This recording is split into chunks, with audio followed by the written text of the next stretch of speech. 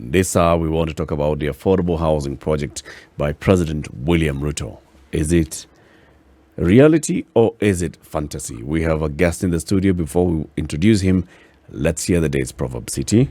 Yes, our proverbs for this week will be from the land of the pharaohs. Egypt. Yes. Is it because of COP27? No. That you selected Egypt? No, I'm simply moving up. Just coincidental. Just coincidental, because Right. if you look at the countries that we've represented in the section of proverbs, we were in Somali, Then went to Ethiopia, Yeah. then We jumped in between Sudan, because we'd had Sudan not too long ago. So Okay. I simply jumped up to Egypt. Okay. Yes. All right. Right. Beware of him to whom you have been charitable. Beware of him to whom you have been charitable. That's heavy, eh? Quite heavy.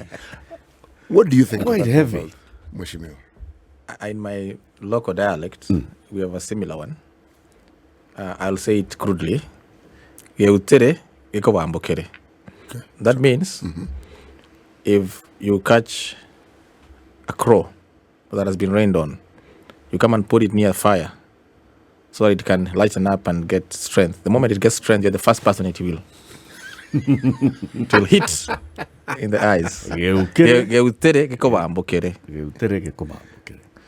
Akiam- Asante ya punda. Yes, Mateke, kweli. yes, akiamka atakuwa mke wewe. Atakwamkia wewe. Yes. Beware of him To whom you have been charitable. Yes. Right.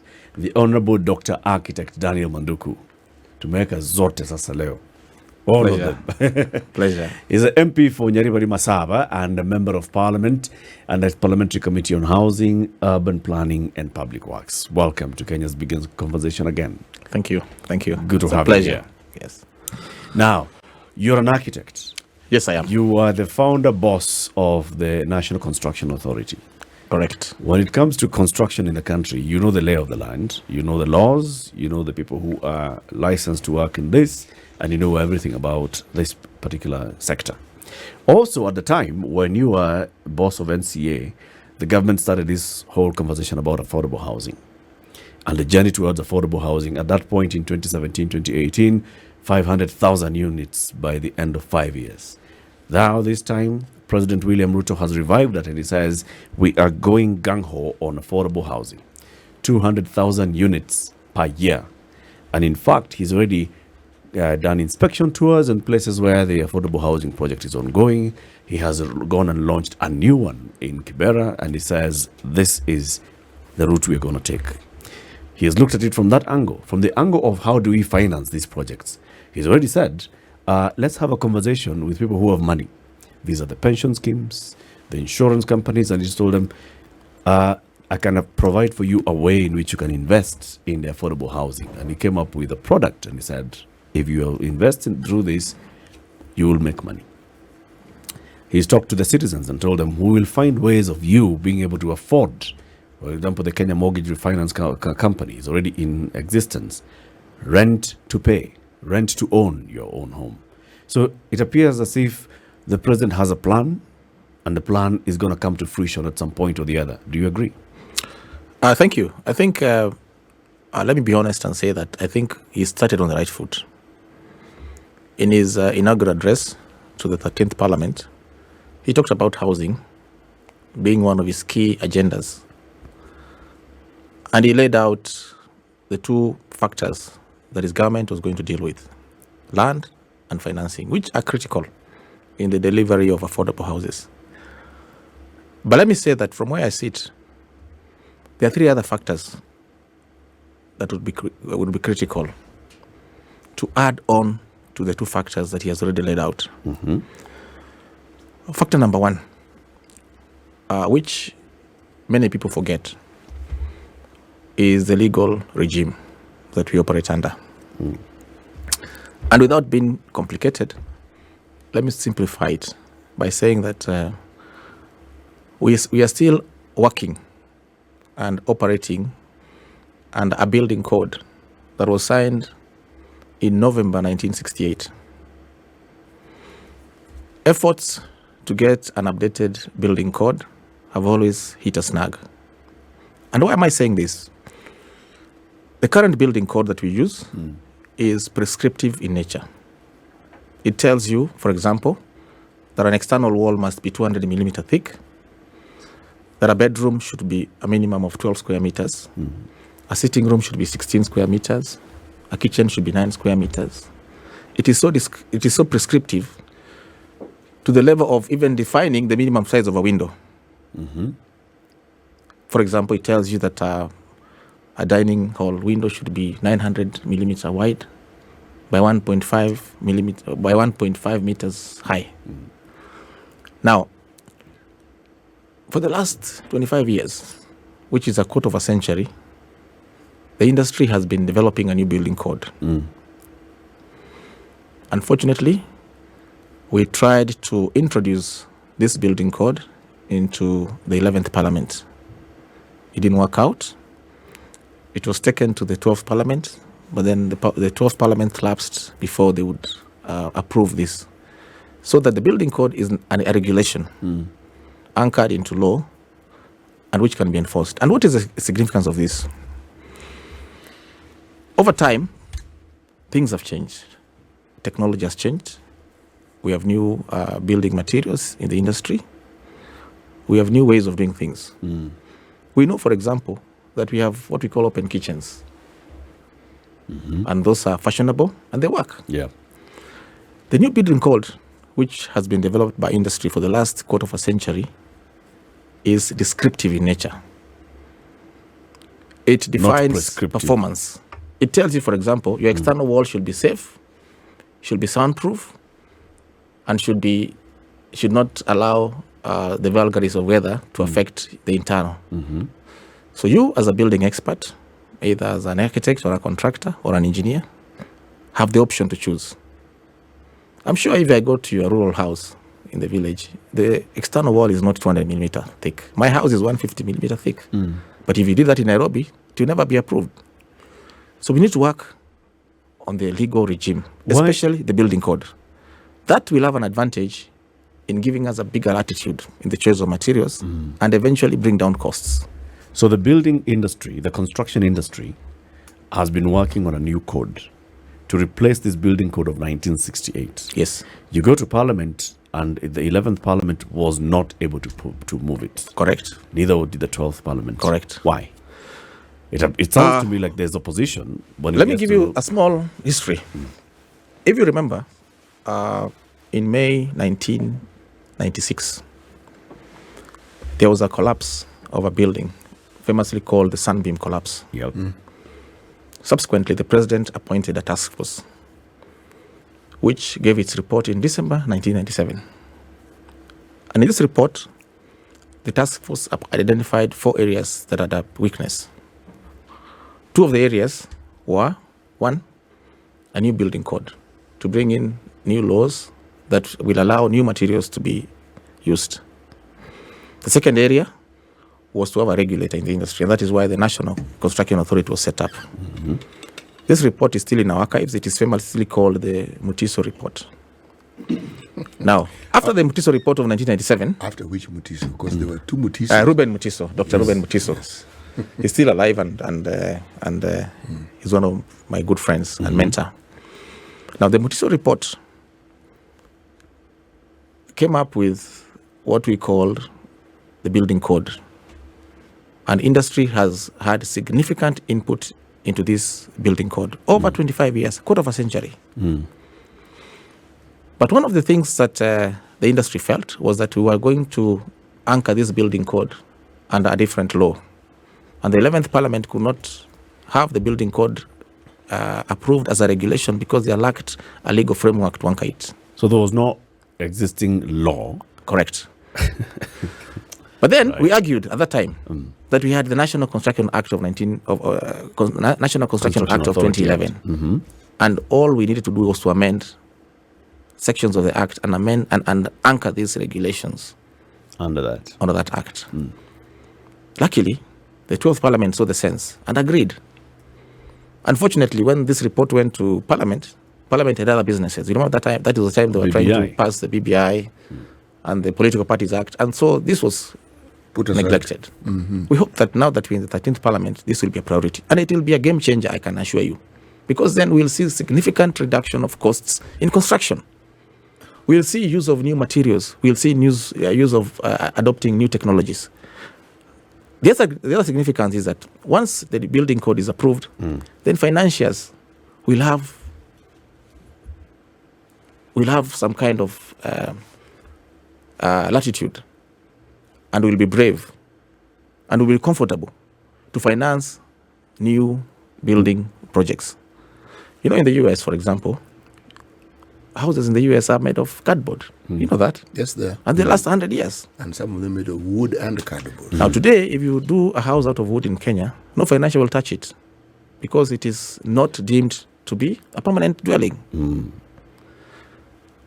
The second thing that I think the president should fast track is the issue of skills. And for me, really doing 1 million houses in 5 years will be a game changer in uplifting the hustlers. Why am I saying this? If you go to the industry today, and based on the research that we did at that time, we found that 87% of the construction workers on site don't have any formal training. Yep. And this is a chance now to use this affordable housing program to assimilate the skilled workers into a training program. And we came up with something we call the recognition of prior learning. Yep. And this was based on a South African model, where after apartheid, so many blacks were not able to get into formal employment because they didn't have papers. And we know papers are important, but they're not necessary in skilled-based employment. The challenge should be, how do we bring in the 87% workers on our sites into formal employment by recognizing their skills? Yep. Tied to that is the issue of trades. The Building Code of 1968 recognized only 4 trades: plumber, carpenter, mason, and electrician. Today, in the industry, we have more than 40 trades.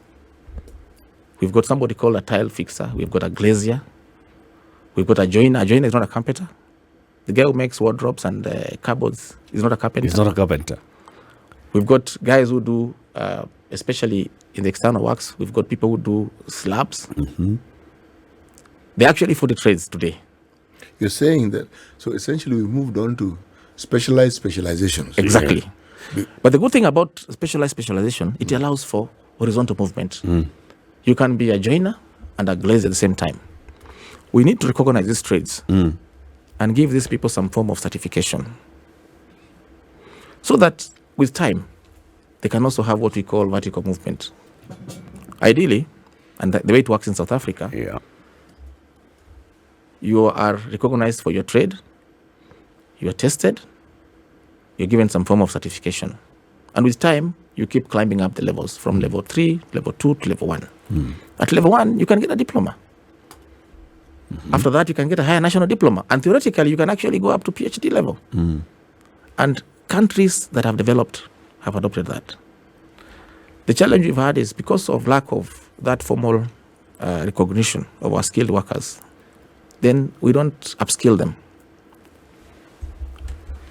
That way, we don't even put them on the tax base. What happened to the trade tests? Now, yes. good question. The trade tests are still there. Yes. But then we had challenges also because these trade tests were mainly done in polytechnics. Yes, they were. And I sat at on the board of Kaberi Technical Polytechnic at one point. And the challenge we had that time was many of our students were opting to go for diplomas. Why? Because there's this perception that skilled work or manual work is not as lucrative or as attractive as having formal training. It's a challenge that we must face as a country and encourage people to go for skill-based training. And the beginning point should be those already in the industry who have those skills, recognize them by testing them, bring them into the bracket, and then continuously upskill them. Now, to me, that second issue is major because then we start aggregating them and making them form cooperatives, and then encouraging them by financing them through the Hustler Fund to do cottage industry. I'll give you an example. Today, if we were to do 1 million houses in 5 years. First of all, is it doable? It's doable. Okay, now. It's doable. It is doable. We've established that now. If we were Please to do carry 1 million houses in 5 years, it means we need $6 million, assuming each house has got $6. It means we need 200 million bags of cement, because the average house takes about 200 bags of cement, working with the law of averages. It means that we need windows. We need about 6 million windows. Yep. And essentially, all these commodities have to be standardized. Yes. We move to standardization. We put these young people into groups. We give them equipment through the SME model. And you contract them. And we give them guarantees of optic that we will buy your windows as long as you give us 10 windows every week. We go to a different group, we tell them as long as you give us 50 doors every month. And then because of standardization, we bring the cost down. And I can assure you in 5 years, we'll have the best skills in the world. Recognition of prior learning, Mheshimiwa, is already in effect, isn't it? Well, not in the Kenya construction National industry. Kenya National Qualification. Not in the construction industry, and not the way we know it. Because what happens? You're supposed to take these people, give them a test. And how exactly do we test them, and what are we testing exactly? Using the model of trade tests, we can test them using the polytechnics. You can be able to grade them based on the existing framework in the polytechnic or the TVET sector. Of course, there's room for improvement, but at a starting point, we can do that. So where is the breakdown? Because I'm looking at the website of the Kenya National Qualification Authority. They recognize prior learning, and there's a process of getting to be assessed. RPR assessment processes and procedures may consist of several processes here. How do I know that I'm eligible for recognition of prior learning? If you have solid experience and knowledge in your field of work, acquired outside informal and non-formal learning setups, then you're eligible to attain a related qualification via RPL. That is just from the Qualification Authority, for them to recognize this.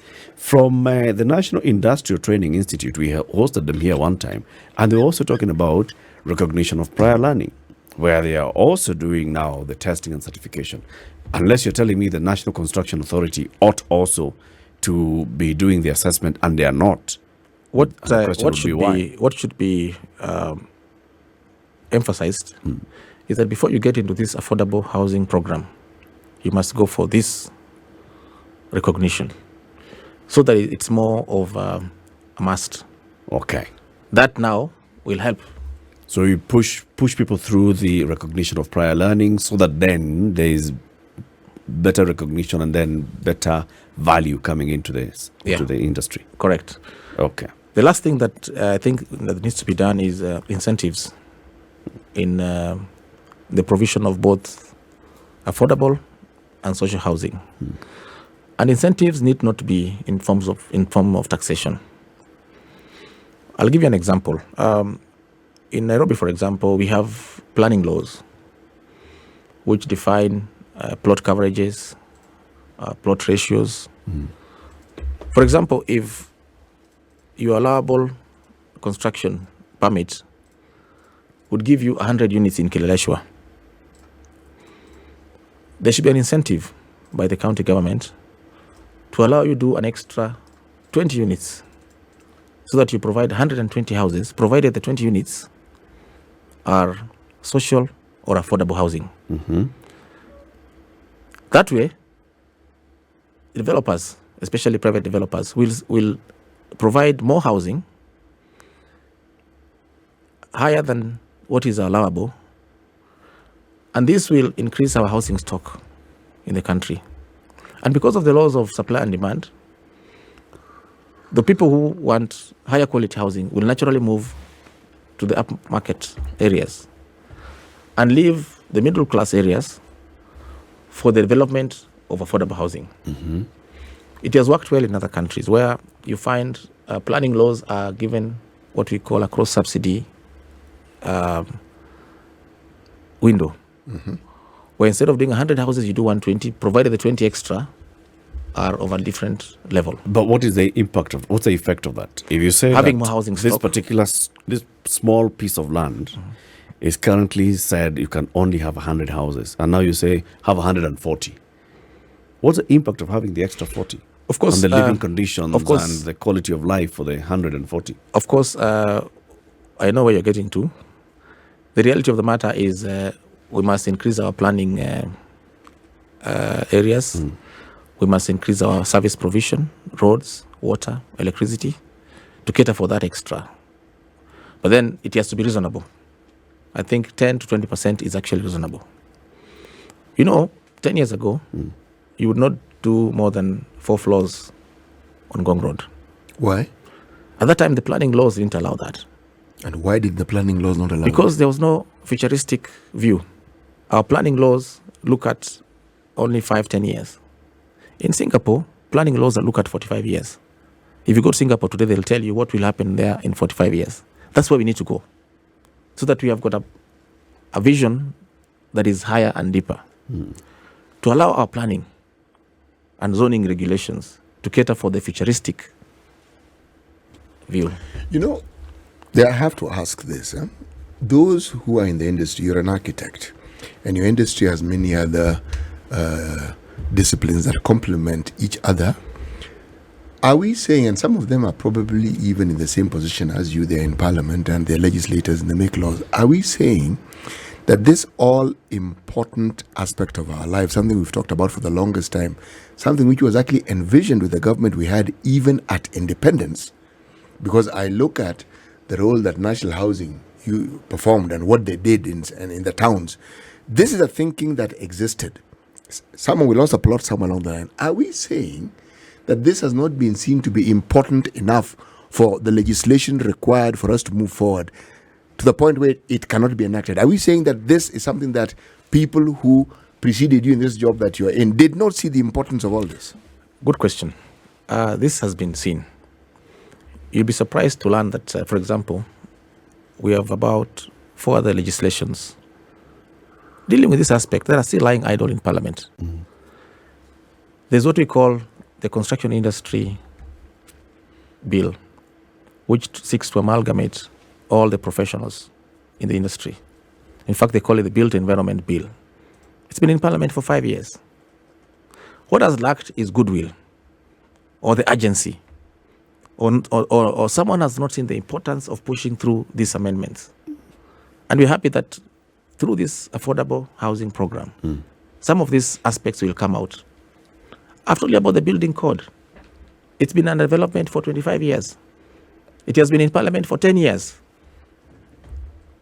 Why? I think the government priorities were wrong. Now that we are talking about housing, affordable housing, and it's coming from the highest office, we know and we are sure that this will come to fruition. Another thing is we need to amend our Physical Planning Act. That is why you'll find that people develop before planning goes there. We need to amend laws to dealing with part development plans. Those who Let's take a break. Okay. Let's take a break, City. It's 8:30. This is a Situation Room, Kenya's biggest conversation. It's Eric and CT today, and our guest this hour is the Honorable Dr. Architect Daniel Manduku, Member of Parliament for Nyaribari Masaba, and member of the Parliamentary Committee on Housing, Urban Planning and Public Works. We are asking ourselves today, Ruto's affordable housing project, is it a reality? Is it a fantasy? He has said categorically, yes, it's actually possible for us to have 1 million houses in 5 years' time. But he says there are some things that ought to happen before this. He knows a bit because he was the founding boss of the National What's the title of the boss of the National Construction Authority? Executive Director. Oh, there was something ED. else. Something else. Registrar of Contractors. The Executive Director and Registrar of Contractors at the National Construction Authority. He was a founder boss there, so he understands a little bit about housing and the housing sector in Kenya. Time for us to take a quick break. We'll be back shortly. This is the Situation Room the only way to start your day. So, is President William Ruto's housing dream a reality or is it a fantasy? The Honorable Architect Dr. Daniel Manduku, Member of Parliament and the Parliamentary Committee on Housing, Urban Planning and Public Works, is with us in the studio. He says it's actually possible to actually get 200,000 houses every year and 1 million houses in 5 years' time. A number of things just need to happen. And he says, according to him, one, let's amend the building code. From the 1968 one, bring it into recent, an updated one. Number two, let's recognize all the skilled labor that we have. Recognition of prior learning and also advancing into looking at all the trades.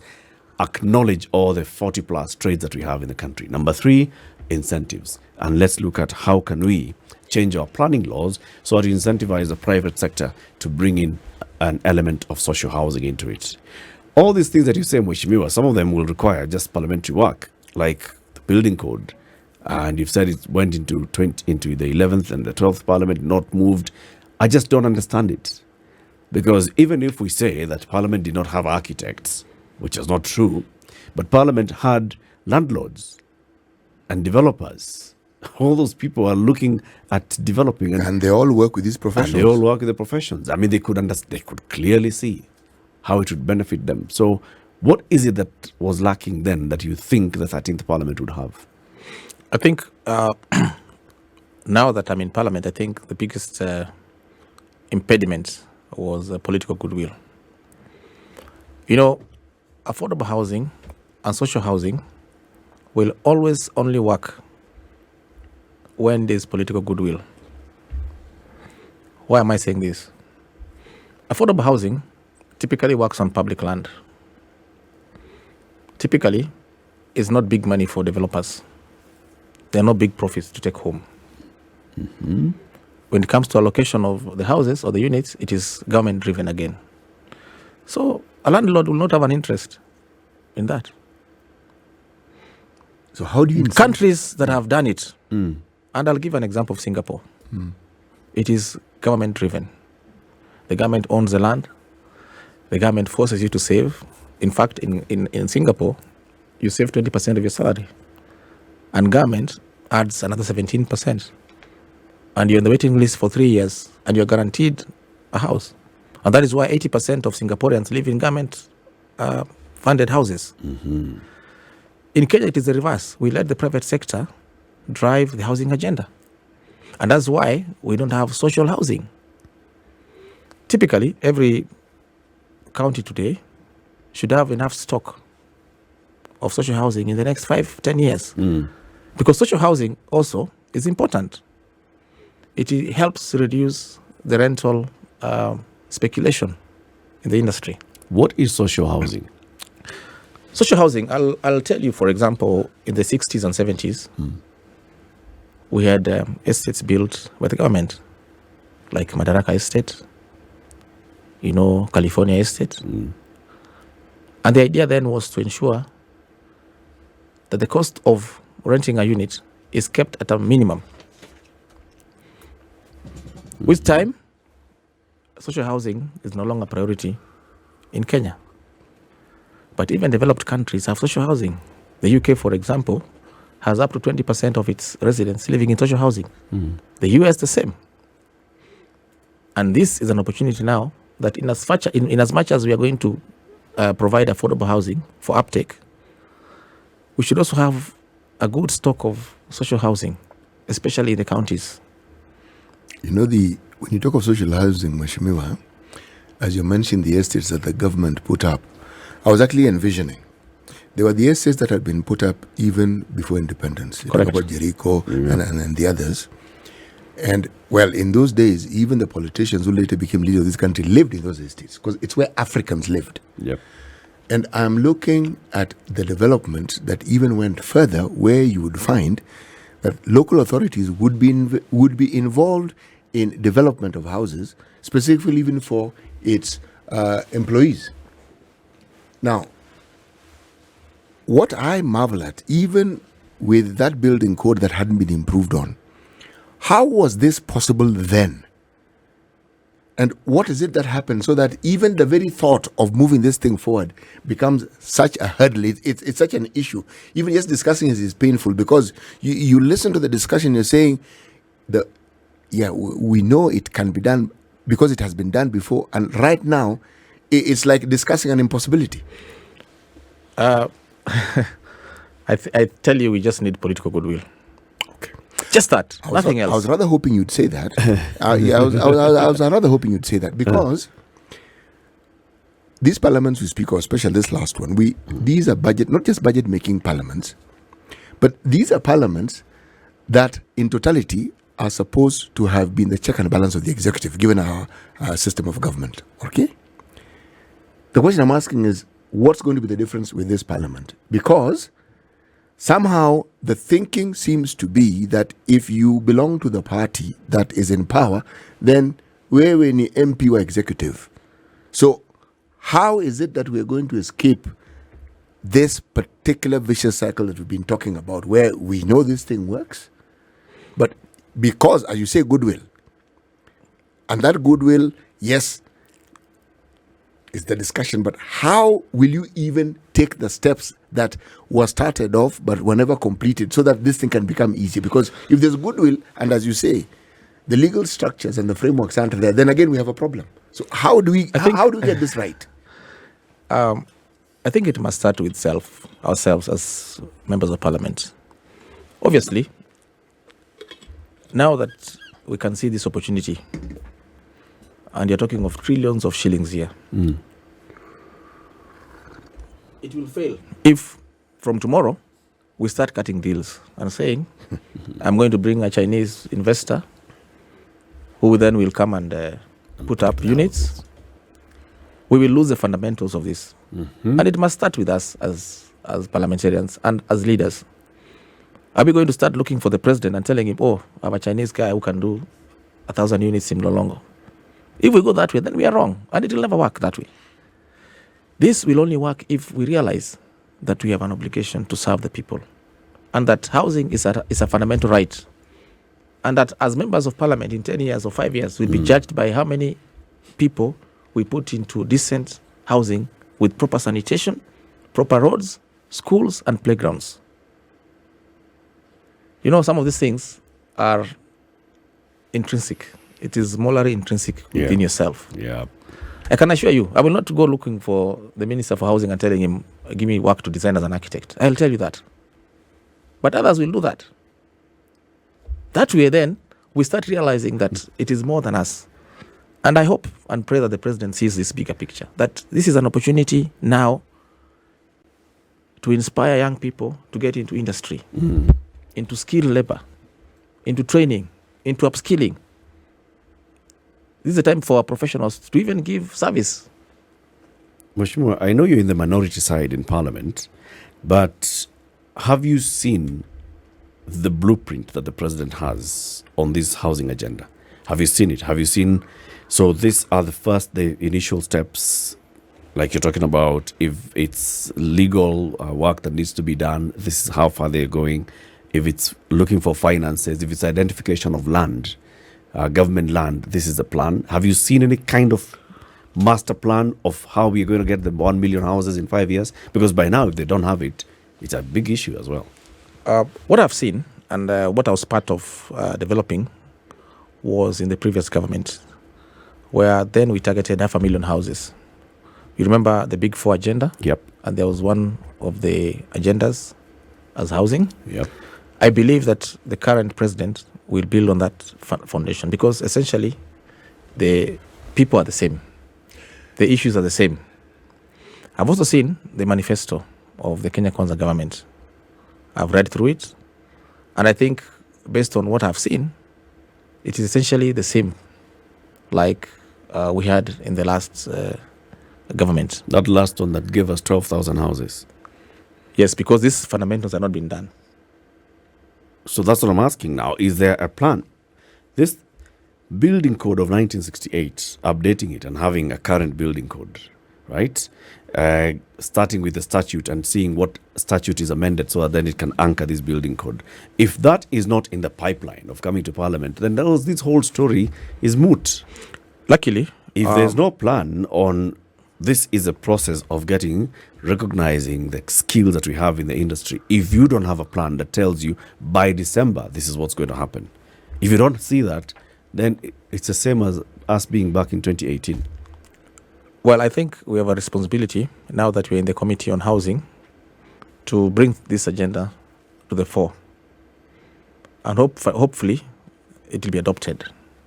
And hopefully this will be enacted before we move to the ground.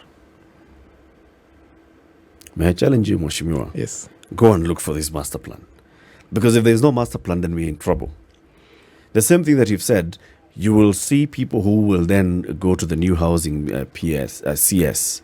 You will see people going to State House and looking for meetings and saying, Mheshimiwa, kuna shamba pale 1,000 acres. Imekaa tu. Naweza lete watu. Na iko na maji. There is land that I'm telling you will definitely go. East Africa Portland Cement here in Athi River. Thousands of acres. The company is having some financial issues. That is land. You will see people saying, kuna Portland shamba hapa. Surely. And it's just within the bedroom of Nairobi. Ni hapa tu. Put up houses.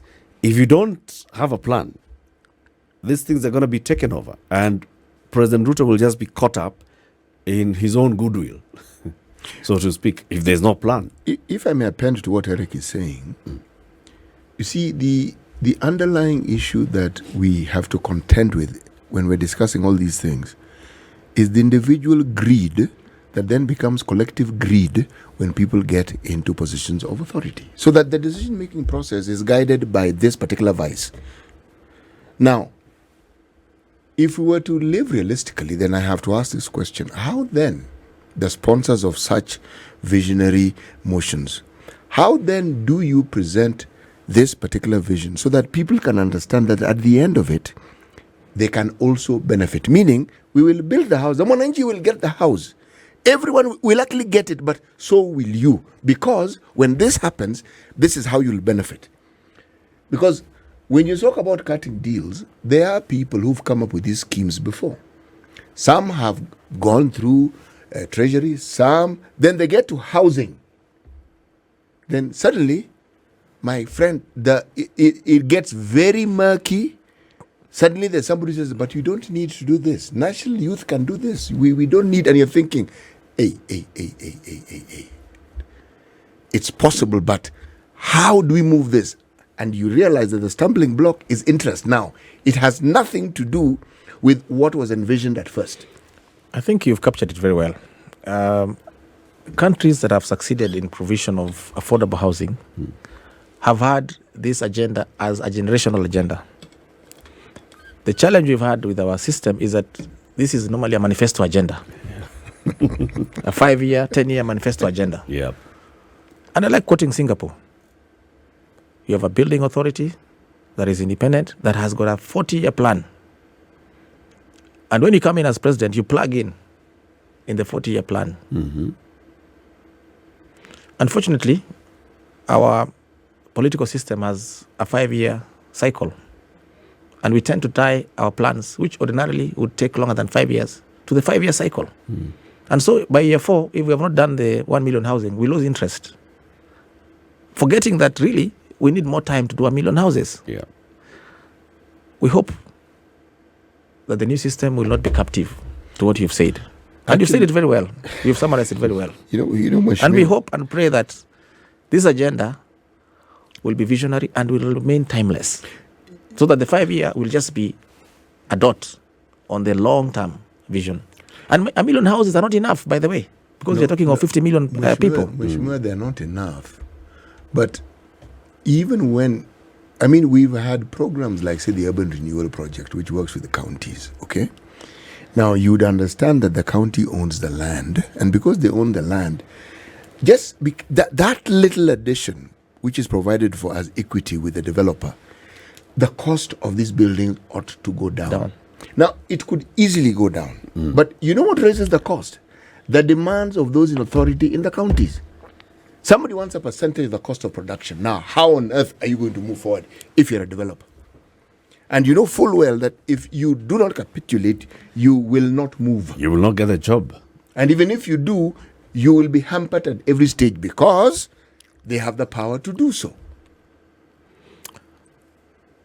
You know, interestingly, reading through the Mutiso report of 1997 and looking at where we are today, nothing has changed. The 4 things that Mutiso reported to have had impediment in the sector Still there. are still there. 1 was corruption Yep. in the local authorities. 2 was inadequate people working in the wrong place in the local authorities. And it is still there. In the counties especially, you find someone calling himself an engineer and he knows nothing about engineering. And yet the governor has kept him there because he sings this tune. 3rd, that Mutiso reported then was the issue of laws, planning laws, bylaws, the building code. And we are talking about the same thing a quarter century later. What has lacked? Political goodwill. Where His Excellency says that if you touch this thing and you're not supposed to touch it, you're hanged. So that's what we should expect then from President William Ruto, because the words that he's giving are the same words that President Uhuru Kenyatta gave. The words of saying, we're going to have affordable housing within the next 5 years, we're going to have a program, blah, blah, blah, blah. We'll put in money into it in the budget. They're starting identifying a few flagship projects here and there. It's just exact copy-paste. Uhuru Kenyatta, copy. Paste, William Ruto. Uhuru Kenyatta visits Pangani, William Ruto visits Kibera. Uhuru Kenyatta, it's the same thing. In fact, copy-paste What else? in color. What else do we need to see different from President William Ruto's administration than that gives us that confidence that there is now proper political goodwill to see this thing through beyond William Ruto's administration of 5-10 years? Also, I think we should emphasize that the right people get allocated the houses.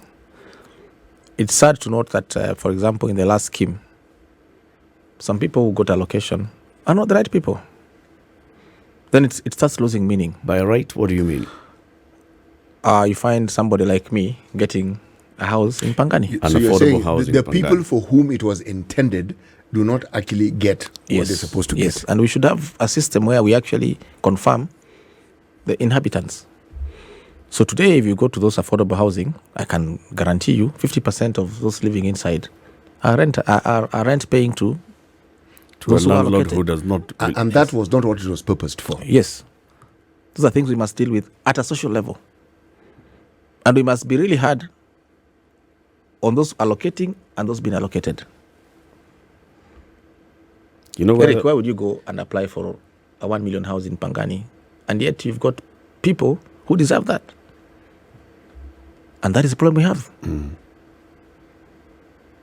We can do all this, and then I end up owning You're the one houses. who owns... You own a the other house. half. Actually, you see, people are motivated to get it working because of that in mind. Yeah. It's not what will benefit the people for whom it was intended, but how me and my cohort of buddies, how it is we're going to benefit. Look, I think there is nothing wrong with them benefiting, if you ask me.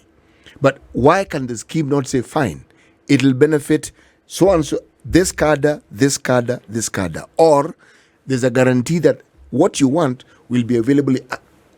You know what I'm grappling with? And that is why I told you about incentives in the high-end markets. Yes. Because then you have a cross-subsidy. Those people like me and you can go and buy Nikilaleshwa from private developers and leave those other social housing and affordable housing for the deserving cases. You know, that is not something we can leave to them. It has to be enforced. There has to be a penalty if you cross that particular boundary that has been placed. Because in the absence of something punitive happening to you, and you know it, well, you know, if I dare, I will not fare well. Correct. But in the absence of that,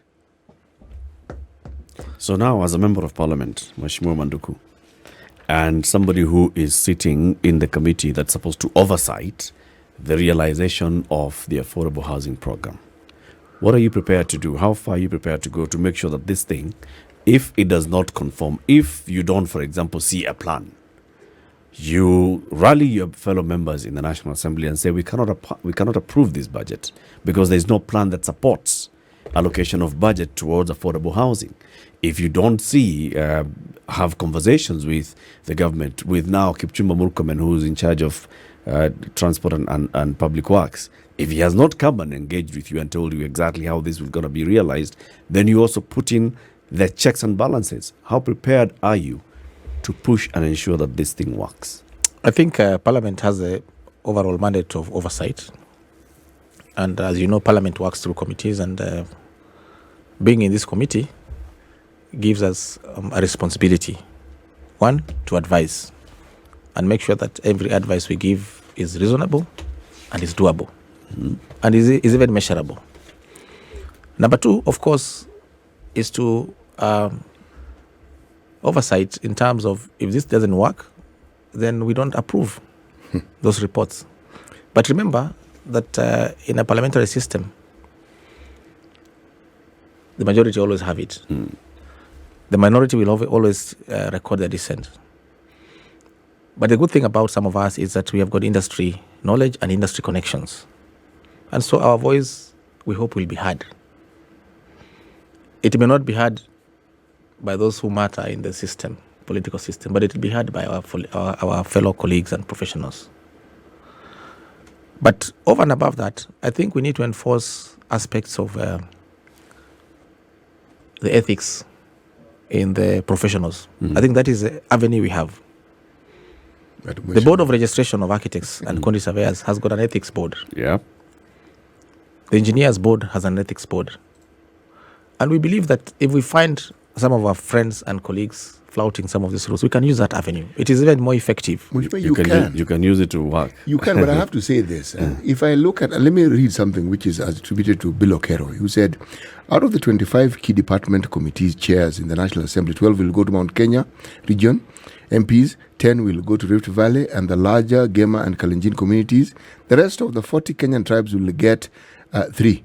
That makes 35% of the population, but will get 88% of the seats. What am I saying? I am saying it's already been ring-fenced. So much as you will do your bit, You see, how do we ensure it The actually rest works? is done. You see, being a chair of a department is good, yes, but it doesn't mean that you can't be effective if you're not the chair. Being a member is also as important. I'm a member, and I think I will do my work to the best of my ability and best of my knowledge. And being a member doesn't mean that I will not be heard because I'm not the chair.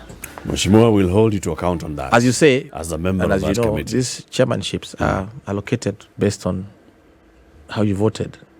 Unfortunately, we didn't vote the right way, so we can never be chair. And we can't cheat ourselves that we're going to be chair of anything. Dr. Daniel Manduku, Member of Parliament, thank you very much for joining us today. You'll keep coming. Thank you. And Thank keep you for coming. inviting me.